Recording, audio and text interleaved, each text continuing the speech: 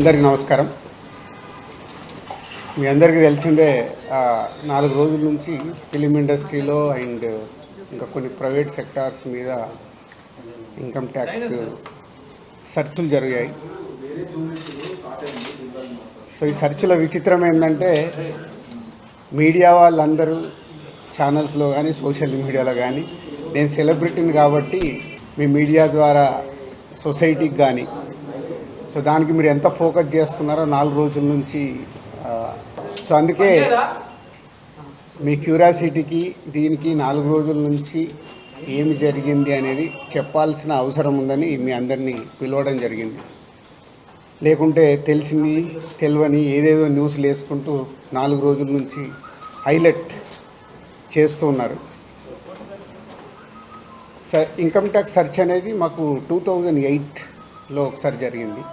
అంటే దాదాపు 16 సంవత్సరాల తర్వాత ఈ సెర్చ్ జరిగింది. మధ్యలో 3 టైమ్స్ సర్వేస్ ఉన్నాయి. సర్వేస్ అంటే అకౌంట్ ఆఫ్ బుక్స్ అనేది చూస్తారు. ప్రాసెస్ వ్యాపారాలు చేస్తున్నప్పుడు ఇన్కమ్ ట్యాక్స్ చేయాల్సిన ప్రాసెస్, అలాగే మా మీద కానీ అదర్ వేరే ప్రొడక్షన్ హౌజెస్ మీద కానీ ఫైనాన్సర్స్ మీద కానీ నిన్న మా కుటుంబం మీద ఏదైతే ఆఫీసు ప్లేస్ ఉందో ఆఫీస్ దగ్గర ఈ సెర్చ్లు జరిగాయి. సో మొదటి 3 రోజులు ఎవరిది వాళ్ళకి ఇండివిజువల్గా అయిన తర్వాత లాస్ట్ డే నిన్న ఆఫీస్లో కన్క్లూడ్ చేస్తారు. సో మా హౌజెస్లో జరిగిన కానీ ఆఫీస్లో జరిగిన దాంట్లో కానీ చాలా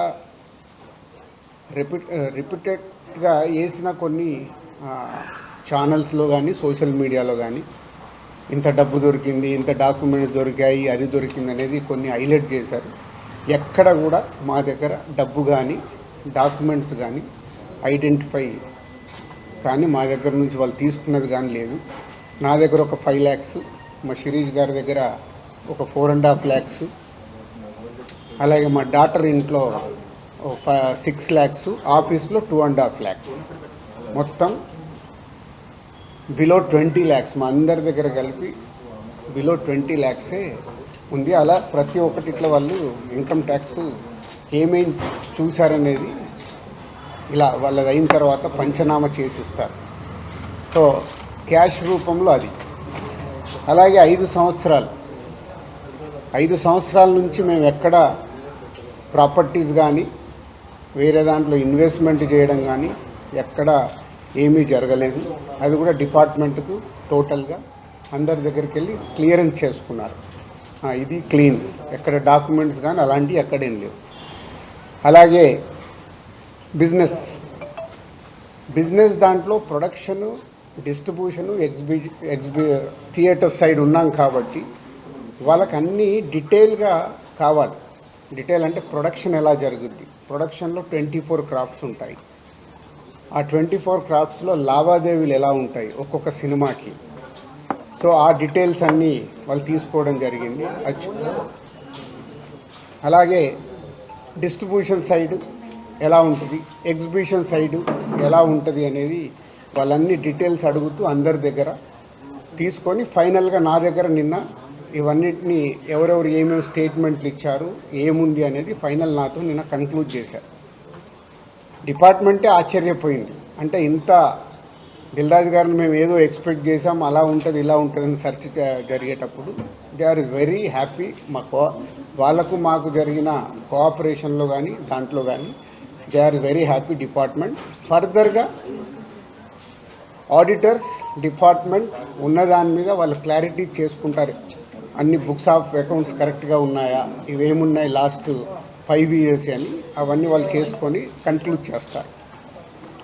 ఇదైపోతే మా మదర్ది అమ్మకి 19th రోజు కాఫ్ కోల్డ్ ఎక్కువైంది. 19th అయిన తర్వాత ఇంట్లో వెళ్ళేసి ట్రీట్మెంట్ తీసుకొని వచ్చి ఇంట్లో ఉన్నాడు. సడన్గా కాఫ్ ఎక్కువ అవుతే ఇమీడియట్లీ హాస్పిటల్కి పంపించాం. దానికి ఎవరో కొందరు హార్ట్ అటాక్ అని ఇంకేదో అయిందని రకరకాల న్యూస్లు క్యారీ చేశారు. She very fine. జస్ట్ 2 రోజులు, షీఈ్ 81 ఏజ్, 2 రోజులు హాస్పిటల్లో ఉండి ఇప్పుడు డిశ్చార్జ్ అయ్యి వస్తున్నారు. She very normal. Lungs infection కొంచెం పెరగడం వల్లే కాఫ్ వచ్చింది, దానికి ట్రీట్మెంట్ తీసుకొని వస్తున్నారు. సో దయచేసి నా మీడియా వారిని 4 రోజులు జరిగింది కానీ ఇది కానీ మీకు తెలిసిందో తెలియందో హైలైట్ చేసుకుంటే వేయకండి. నేను ఎప్పుడు రిక్వెస్ట్ చేస్తుంటాను. అంటే ఇప్పుడు నా మీద మీకు ఎంత క్యూరియాసిటీ ఉంటుందో ఒక సెలబ్రిటీగా, అలాగే చాలామందికి అది ఉంటుంది. తప్పుడు న్యూస్ వెళ్ళినప్పుడు అక్కడ వాళ్ళకి ఇటు మాకు తెలిసిన కుటుంబాలు కానీ ఇష్టపడే వాళ్ళు కానీ తప్పు న్యూస్లు వెళ్తాయి. దయచేసి మళ్ళీ నేను ఎప్పుడు చెప్పేదే మళ్ళీ చెప్తున్నాను, తప్పుడు న్యూస్ని బయటికి తీసుకెళ్ళకండి. ఎందుకు చేస్తారయ్యా?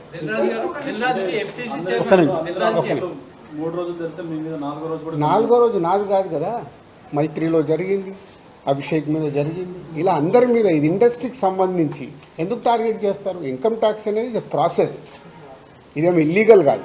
ఇన్కమ్ ట్యాక్స్ అనేది ప్రతి ఒక్కరికి, మీరు కూడా టీడీఎస్లు కడతారుగా, ఎందుకు కడతారు? అస్సలు తప్పు. ఇవే అంటున్నా, రాంగ్ న్యూస్లు మీ ఇష్టంకి వచ్చినాయి అనేసుకొని వేయడం ఎందుకు? అభిషేక్ అగర్వాల్ కూడా ఉన్నాడుగా, మైత్రి కూడా ఉందిగా, వాళ్ళకు ఉన్నదాని మీద 18 years అయింది. మా మీద సెర్చ్ జరిగి 18 years, ఏమో 2 years కాలే 3 years కాలే. అంటే ఆఫ్టర్ 18 years చేసే వాళ్ళు ప్రొసీజర్, ఇన్కమ్ ట్యాక్స్ ప్రొసీజర్లోనే జరిగింది, ఎక్కడ ఏమీ లేదు. అనవసరమైన ఎక్కడ మీరు ఊహించేసుకొని హైలైట్లు చేయాలి. ఓకే,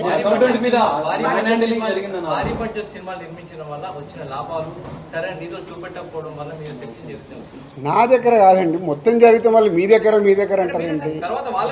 సో అన్నీ జరుగుతాయి, ఇట్స్ ఎ ప్రాసెస్. ఇందాక చెప్పాను కదా, 24 craftsకు ఎలా స్పెండింగ్ చేస్తున్నారు. ఇప్పుడు మా గేమ్ చేంజర్ ఇంత బడ్జెట్ అయింది, ఎలా స్పెండ్ చేస్తున్నారు. They want all accounts. మేము క్లీన్గా ఉండొచ్చు, తీసుకున్నోడు ఉండకపోవచ్చుగా. సో మా దగ్గరికి వెళ్ళి అన్ని డీటెయిల్ తీసుకొని ఎవరెవరికి వెళ్ళాయో వాళ్ళ ద్వారా చెక్ చేస్తారు. ఎందుకంటే TDS, GST, so many process ఉంటాయి.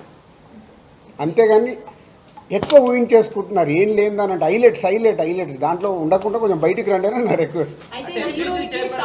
హీరోలకి టాప్ డైరెక్టర్స్ కి బ్లాక్ ఇవ్వడం వల్ల ఇష్యూస్ వస్తున్నాయి అనేది కూడా వినిపిస్తుంది. మీలో కొంతమంది, మీ ప్రొడ్యూసర్స్ కొంతమంది చెప్తున్నారు, దీనికి ఏమంటారు? మీ ఛానల్స్ కూడా చాలా చెప్తారు, బ్లాక్ ఎక్కడ ఉంది, ఎక్కడికి వెళ్ళి వస్తుంది, నువ్వు సినిమా ఎక్కడ చూస్తున్నావు, ఆన్లైన్లో టికెట్ బుక్ చేసుకుంటున్నావు, 90% బుక్ మై షోలో బుక్ చేసుకుంటున్నావు, పేటీఎంలో బుక్ చేసుకుంటున్నారు. ఎక్కడుంది క్యాష్? 90% అకౌంట్లోనే. అదే అందరు మీరు బుక్ చేసుకుంటున్నారు, సినిమాలు చూస్తున్నారు. అది మళ్ళీ మీ ఊహ. ఎవరికి రావాల్సిన స్టోరీలు ఎప్పుడు రాసుకుంటూనే ఉంటారు, ఎందుకంటే మీకు కూడా హైలైట్స్ కావాలి కదా, లేకుంటే కష్టంగా.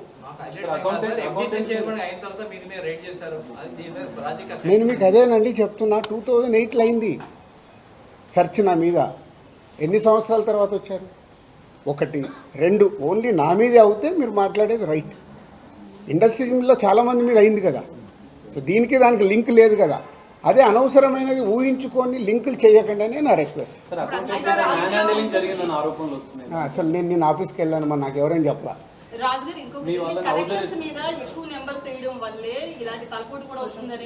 అది మొత్తం ఇండస్ట్రీ అంతా కలిపి మాట్లాడతాం, అది నేను ఇండివిజువల్గా మాట్లాడకూడదు. అలాంటి ఏదైనా ఉంటే కరెక్ట్ చేయాల్సిందే, ఇండస్ట్రీ తరఫున కరెక్ట్ చేయాలి. 22 నుంచి మీరు ఐటీ ఫైల్స్ చేశారా సార్? ఎవ్రీ ఇయర్ ఉంటుంది. 22 నుంచి అంటే ఎవ్రీ ఇయర్ ఉంటుంది. అదే 22, 23 వరకు అసెస్మెంట్స్ అయిపోయాయి. 30% స్లాబ్ లోకి ఎంటర్ అయ్యారు కదా, దానికి సంబంధించి కూడా క్లియర్ ఉందా? ఏంటది? ₹1 దాటితే ఐటీ అన్నదాన్ని మీరు ఎక్కడున్నారండి బాబు? నా కంపెనీ టర్న్ ఓవర్ ఎంత? 30% గురించి మాట్లాడుతుంది. హైలైట్ టర్న్ ఓవర్ నా కంపెనీది. ఎప్పుడో 2008లోనే నా సర్వే అయిందంటే అప్పుడే ఎంటర్ అవుతుంది కదా అవుద్ది. అయితే ఫిల్మ్ ఇండస్ట్రీలో రైట్స్ జరగడం కూడా ఒక ప్రెస్టేజ్ ఇష్యూగా కొంతమంది చూస్తున్నారు, డైరెక్టర్లు, హీరోలు, వీళ్ళంతా. దీనికి ఏమంటారు మీరు? అంటే ఇన్కమ్ ట్యాక్స్ వాళ్ళు అదే అంటారు, సార్ మేము వచ్చినామంటే మీరు పెద్దోళ్ళు అని. సో మీ మీద కూడా చేయించుకోరు, మీరు ఫాస్ట్గా పెద్దోళ్ళు అవుతారు.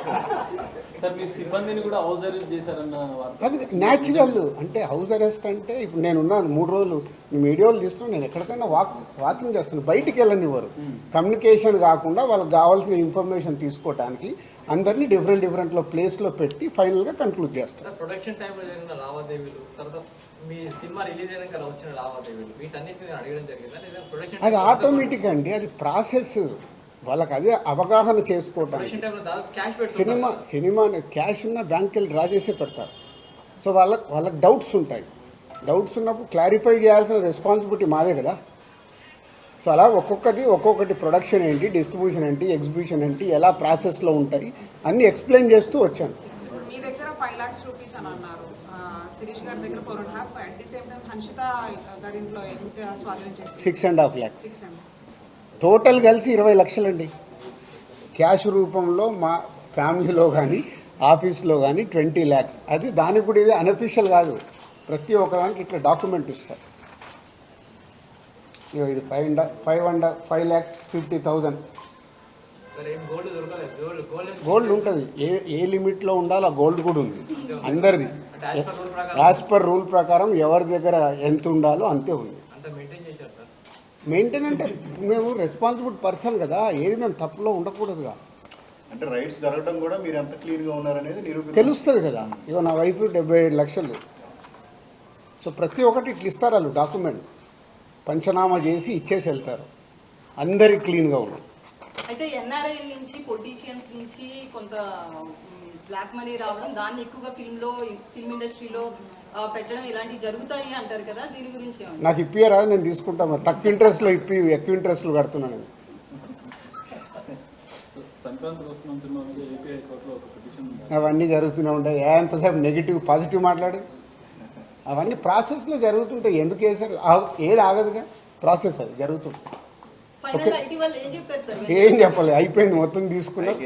థర్డ్ రోజు వచ్చి కలవమన్నారు. ఈ లోపల చెక్ చేసుకుంటారు, ఆడిటర్ వెళ్ళి మాట్లాడతారు. థర్డ్ రోజు వెళ్ళి నేను కలుస్తాను. మీరు ఫిల్మ్ ఛాంబర్ ప్రెసిడెంట్గా ఉన్నప్పుడు నెక్స్ట్ మొత్తం ఇదంతా అయిపోయింది. చెప్పినా మొన్నే 2025 స్టార్ట్ అని, సంక్రాంతి వస్తున్నాం, స్టార్ట్ అయింది కదా. ఎలా సూపర్ హిట్లు కొట్టాలనేది మన పని, అదే మొదలు పెడతాం. ఓకే, పాజిటివ్ అండి. నోటీసులు ఇచ్చారు, ఎప్పుడు వెళ్తున్నారు సార్? థర్డ్ రోజు రమ్మన్నారు. ఈ లోపల ఆడిటర్ వెళ్ళి మాట్లాడతారు. Okay, thank you.